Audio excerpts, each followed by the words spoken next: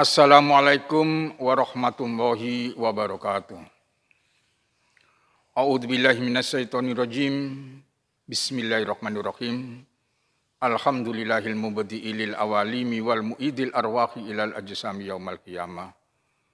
Wassalatu ala Muhammadin khatamin nabiyina wa afdhalil mursalina wa ala alihi wa sahbihi ajmain amma ba'du. Alhamdulillah, hari ini tanggal 4 Safar tahun 1443 Hijriah, bertepatan dengan 12 September 2021, kita bersua kembali.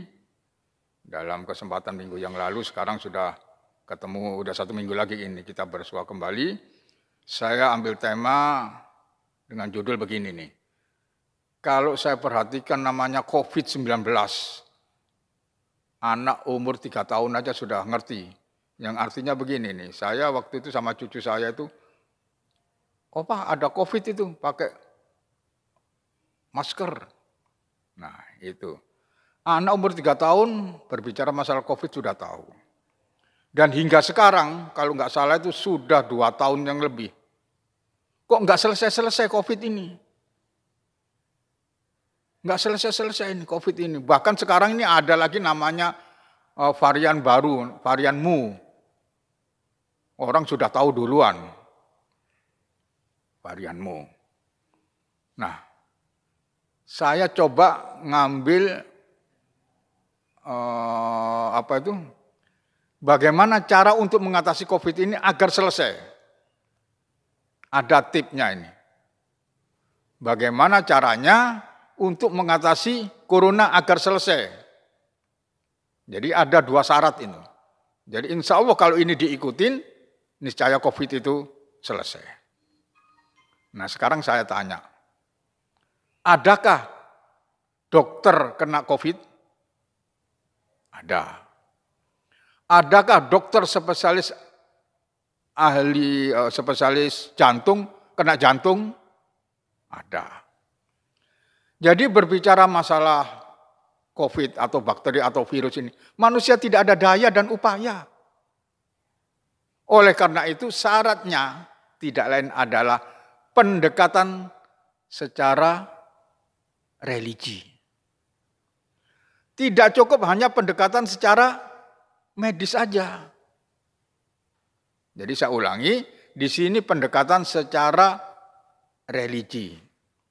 Boleh berikhtiar manusia itu pendekatan secara medis, tetapi tidak menjamin. Terbukti hingga sekarang sudah 2 tahun lewat, nggak akan selesai. Nah pertama apa syaratnya? Syaratnya adalah pengakuan. Ini yang pertama-tama pengakuan. Bahwa virus itu walaupun sekecil apapun itu adalah ciptaan Allah. Dialah yang mengadakan, dialah yang mengembangbiakan, dan dialah yang sanggup membasmi yang namanya virus itu. Nah ini pertama ini pengakuan dulu, jangan menyombongkan diri. Kita ambil contoh ini ya, kalau kita perhatikan di dalam surat Al-Imran ayatnya 191. Bisa kita kembangkan, mungkin kita ikutin 190, 191 yang bunyinya demikian. Bismillahirrahmanirrahim. Inna fi khalqis samawati wal ardi waqtilafil laili wan nahar la ayati liulil albab. Alladzina yadhkurunallaha qiyaman wa qu'udan wa ala junubihim wa yatafakkaruna fi khalqis samawati wal ardi Rabbana ma khalaqta hadza batila subhanaka faqina adzabannar. Jadi terjemahannya kurang lebih demikian. Bismillahirrahmanirrahim. Inna fi khalqis samawati wal ardi waqtilafil laili wan nahar la ayatil liulil albab. Sesungguhnya dalam penciptaan langit dan bumi dan silih bergantinya malam dan siang terdapat tanda-tanda bagi orang-orang yang mau berpikir. Liulil albab, bagi orang-orang yang mau berpikir, orang-orang yang mempunyai akal. Ini kita tidak bahas, kemudian kita langsung aja kembali ke Al-Imrannya 191. Alladzina yadhkurunallaha qiyaman wa qu'udan wa 'ala junubihim wa yatafakkaruna fi khalqis samawati wal ardi Rabbana ma khalaqta hadza batila subhanaka wa qina adzabannar. Jadi ini kalimat Rabbana ma khalaqta hadza batilan. Fakina ada benar. Ma khalaqta hadza batilan. Jadi sekecil apapun, ya apa jadi Allah menciptakan tidak ada yang sia-sia. Walaupun kecil apapun itu namanya bakteri atau virus bisa menggoncangkan seluruh umat manusia seluruh dunia ini. Ya, kita menyaksikan nggak perlu pakai nuklir itu. Hanya virus saja sudah gempar seluruh dunia. Ini kita akuin bahwa kecil apapun ini adalah ciptaan Allah. Dialah yang mengembangbiakan, dialah yang mengadakan, dan dialah yang mengatur, dan dialah yang sanggup menghancurkan segala sesuatu. Ketahui bahwa seluruh penghuni alam semesta ini hidup dan kehidupannya ditunjang olehnya. Perhatikan ini, seluruh penghuni alam semesta hidup dan kehidupannya ditunjang olehnya. Oleh karena itu, kita jangan sombong. Kita ambil contoh ya, misalkan tuh di Pasar Induk Cibitung. Itu kalau tidak ada bakteri pembusukan, sampah satu hari misalkan itu 0,5 ton. Satu hari. Kalau 1 bulan udah berapa? Berapa ton? 1 bulan. 1 tahun udah berapa? Kalau tidak ada bakteri pembusukan, apa yang terjadi? Udah kayak gunung itu. Begitupun yang di depan rumah kita sampah. Jadi ada namanya bakteri pembusukan, ternyata ada manfaatnya. Seandainya itu menggunung udah dalam 1 abad, apa yang terjadi? Ini adalah hal-hal yang kecil. Jadi pertama pengakuan bahwa itu adalah ciptaan dari Allah Subhanahu wa taala. Jadi saya katakan sombong. Ini di dalam hadis Rasulullah SAW, Rasulullah pernah bersabda,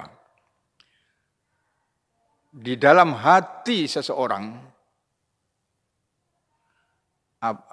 apabila dia sombong sebesar biji sawi, tidak akan masuk surga.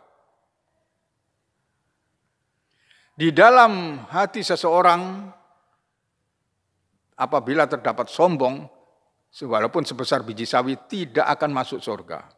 Nah ini para sahabat ini bertanya, ya Rasulullah, kalau pakai pakaian yang baru, yang indah, dan memakai sepatu yang baru, apakah ini yang namanya sombong?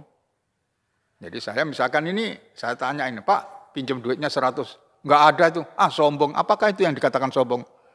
Tidak. Yang dikatakan sombong ialah apabila menolak yang hak kebenaran, dan menghina manusia. Ini adalah yang namanya sombong. Coba perhatikan itu di dalam surat Al-Baqarah ayatnya 34 apa 35 itu. Bismillahirrahmanirrahim. Wa idh qulna lil malaikati isjudu li adama fasajadu illa iblis aba wastakbara wa kana minal kafirin. Aba wastakbar. Nah inilah, dia enggan dan sombong. Nah ini waktu itu ada perintah bahwa seluruh malaikat bersujudlah kepada Adam. Maka semua para malaikat bersujud kepada Adam, tetapi ada satu yang tidak mau sujud, ya ini dia yang di belakang ini yang namanya iblis. Maka dia termasuk golongan orang yang sombong. Nah ini pernah di ayat lain ditanya oleh Allah Subhanahu wa taala, "Hai iblis, kenapa kamu tidak mau sujud kepada Adam sewaktu aku perintahkan?" Iblis malah jawab, "Ana khairum minhu khalaqtani min narin wa khalaqtahu min tin." Aku lebih baik daripadanya, engkau ciptakan daripada api, sedangkan dia engkau ciptakan dari tanah. Masa saya disuruh sujud kepada orang yang engkau jadikan tanah, yang mana tanah itu adalah permainan saya itu. Inilah yang dimaksud kesombongan. Jadi bahwa sujud dalam hal ini adalah perintah dari Allah Subhanahu wa taala, ditolak. Dan dia menghina manusia dalam hal ini adalah bahwa anggapan daripada iblis ini bahwa tanah lebih mulia daripada api. Nah, ini pertama. Nah, ini yang perlu kita perhatikan di sini adalah cara untuk mengatasi agar tidak terjadi COVID. Pendekatan religi syaratnya hanya 2. 1, yang pertama pengakuan, dan yang kedua adalah doa yang diucapkan seorang imam yang adil. Jadi saya ulangi, doa yang diucapkan seorang imam yang adil. Ini ada 5 kategori manusia yang doanya makbul. Pertama, doa yang diucapkan oleh ibu bapak dan sebaliknya. Doa yang diucapkan anak terhadap bapak. Ini pertama doa yang makbul. Dan yang kedua, doa orang yang berbuka puasa apabila dia puasa. Dan yang ketiga, doa yang diucapkan seorang imam yang adil. Dan 4, doa orang musafir. Orang musafir. Dan kelima, doa orang yang teraniaya. Ini adalah 5 golongan orang yang makbul doanya. Jadi saya perhatikan di sini ada namanya doa imam yang adil. Jadi imam yang adil, imam itu adalah seorang pemimpin. Kalau doa ini diucapkan seorang pemimpin, dalam ini adalah pemimpin besar presiden, berdoa untuk rakyat dan masyarakatnya, ini adalah doanya yang makbul. Doa yang diucapkan seorang imam yang adil terhadap rakyat dan masyarakatnya. Termasuk turunannya para menteri, para bupati dan lain sebagainya. Setelah dia diberikan kekuasaan, seorang pemimpin diberikan kekuasaan, ini adalah doanya yang makbul. Sekarang saya tanya, imam yang besar dalam hal ini adalah seorang presiden. Pernahkah dia berdoa kepada bangsa dan rakyatnya? Yang ada apa enggak? Ini dituntut ini di sini nih. Kalau mau COVID cepat selesai. Imam yang adil, seorang presiden ini perlu sekali ini berdoa kepada rakyat dan masyarakatnya. Pernahkah di Masjid Istiqlal berdoa? Malah saya yang paling enggak suka itu. Seorang presiden mengatakan, mari kita lawan COVID-19, mari kita basmi COVID-19. Inilah yang namanya kesombongan. Bahwa penyakit, bakteri ataupun virus, sekecil apapun itu adalah ciptaan Allah. Tentara Allah itu. Masa kayaknya kita lawan. Ini adalah yang namanya kesombongan ini. Dan saya ulangi bahwa sekecil apapun, ya kan, seluruh penghuni alam semesta termasuk kita ini, hidup dan kehidupannya itu ditunjang olehnya, oleh Allah Subhanahu wa taala. Ini sungguh sangat sombong sekali kalau manusia mengatakan demikian. Mari kita basmi, mari kita lawan COVID-19. Seharusnya kita ini berdoa, Allahumma ya Allah, Engkaulah maha kuasa atas segala sesuatu. Innallaha ala kulli syai'in qadir. Bahwa sekecil apapun penyakit, kami tidak mempunyai daya dan upaya, semua itu anak ciptaan-Mu ya Allah. Maka berilah kekuatan dan basmilah, selesaikan bahwa penyakit yang namanya COVID-19 itu agar selesai di bumi kita, yakni bumi Nusantara.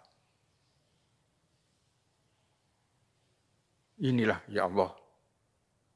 Berikanlah kami ya Allah, agar COVID-19 ini selesai. Nah, ini yang saya tuntut demikian. Ternyata saya pantau ini tidak ada. Menteri agamanya tidak ada yang demikian. Pantas 2 tahun lebih nggak selesai-selesai. Karena apa? Satu doa yang diucapkan oleh seorang imam yang adil ini adalah termasuk ada urutan doa yang makbul. 5 golongan yang tadi. Dan yang kedua, yang pertama itu adalah pengakuan dulu. Jadi pengakuan ini sama dengan kalau orang itu banyak dosa, itu namanya mengakui dulu atas kesalahan dan dosanya dulu. Nah, coba kita perhatikan, kita bandingkan ini.